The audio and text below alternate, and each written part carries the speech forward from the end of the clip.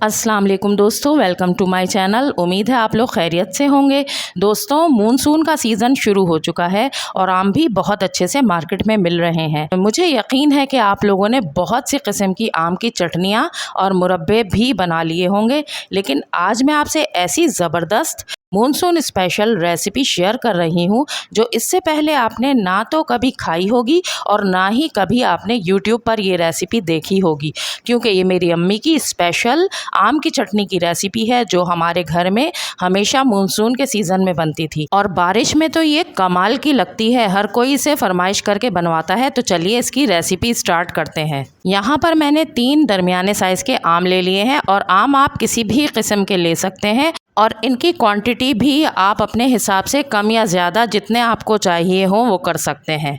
तो अब इन आमों को मैं छील रही हूँ और छीलने के बाद अब मैं इनके चंक्स बना लूँगी।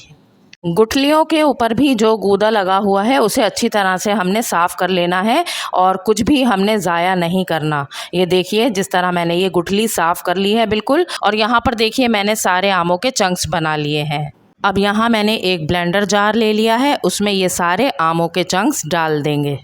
अब मैं इसमें 1/4 टीस्पून नॉर्मल सॉल्ट ऐड कर रही हूँ और 1/4 टीस्पून ही मैं ब्लैक सॉल्ट इसमें ऐड कर रही हूँ। आप अपने टेस्ट के अकॉर्डिंग नमक ज़्यादा भी कर सकते हैं। लाल मिर्च पाउडर 1/2 टीस्पून, मिर्चें भी आप अपने टेस्ट के अकॉर्डिंग ज़्यादा कर सकते हैं। भुना कुटा ज़ीरा 1 टीस्पून, और ज़ीरे का फ्लेवर इसमें बहुत ही अच्छा लगता है, ये ज़रूर ऐड कीजिएगा। यहाँ पर मैं 4 टेबलस्पून चीनी इसमें ऐड कर रही हूँ और चीनी आप अपने टेस्ट के हिसाब से, जैसे आपके आम हो, अगर बहुत ज़्यादा मीठे हैं तो उनके हिसाब से आप इसमें एडजस्ट कर सकते हैं। अब ये सारी चीज़ें डालकर मैं बग़ैर पानी के इस चटनी को इस ब्लेंडर में पीस लूँगी। और यहाँ पर देखिए कितनी अच्छी सी हमारी ये चटनी तैयार हो गई है। अभी इसमें कुछ और चीज़ें भी ऐड करते हैं। अब मैंने इसमें 2 टेबलस्पून पुदीने के पत्ते बारीक काट कर ऐड कर दिए हैं। पुदीने से भी इस आम की चटनी में बहुत ही अच्छा टेस्ट आता है।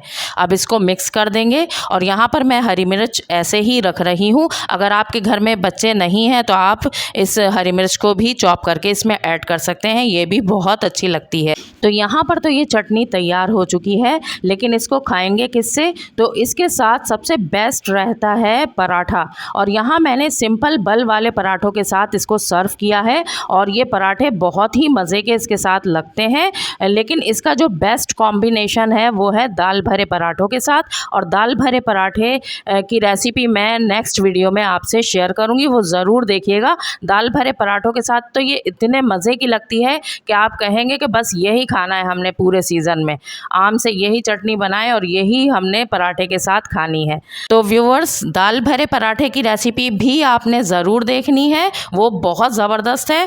और इस आम की चटनी को भी आपने ज़रूर ट्राई करना है और अपना फीडबैक ज़रूर मुझे देना है कि ये रेसिपीज़ आपको कैसी लगी। और अगर रेसिपीज़ अच्छी लगी हैं तो इन्हें एक लाइक दें, मेरे चैनल को सब्सक्राइब करें और इस वीडियो को अपने फ्रेंड्स और फैमिली में शेयर करें। तो चलिए फिर मिलते हैं किसी और अच्छी सी रेसिपी के साथ। तब तक के लिए अपना ख्याल रखें, मुझे दुआ में याद रखें। अल्लाह हाफिज़।